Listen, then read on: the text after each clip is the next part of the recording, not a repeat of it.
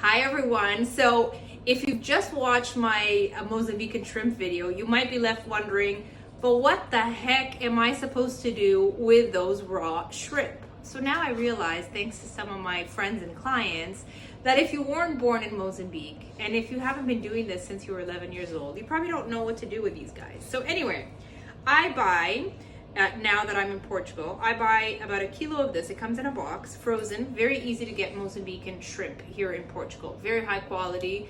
It's pretty expensive, but it's definitely worth it, okay? So if you're in Canada or the US, I know that growing up there, my mother and I always got shrimp from Cuba or Madagascar, or even in Portugal, you can get Madagascar shrimp. So we always go for the wild caught, of course, raw, usually comes in a big box frozen, okay? So what you do is you thaw that out. You leave it out in a sink somewhere safe, and then once it's thawed out completely, you are ready to prepare the shrimp before you season it.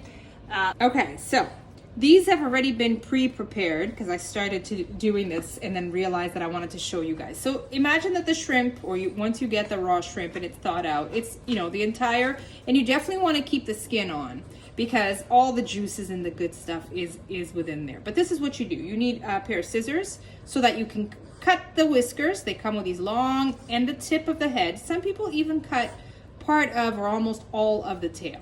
Another super important thing is you want to separate the head from the body slightly, and you use your scissors to cut through all the way from the neck here, if that's how you call it, to the tail. And then what you do is you go inside, and even though I've already started, I left this one out on purpose, and you remove the guts. The guts are this veiny looking dark thing. And yes, you do have to remove this, and you kind of just pull it out, and you'll have a container or something that you're putting aside to put all of the gunk in. So all of the skins and all of the tips and whatnot. Okay, so here's a few other tips.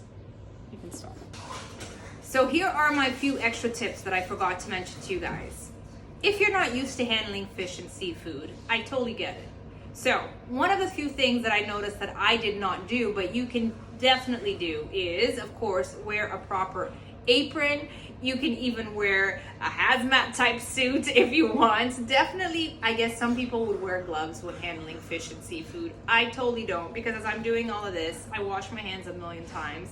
And in the end of all of this, I wash my hands with water and soap very, very well, okay?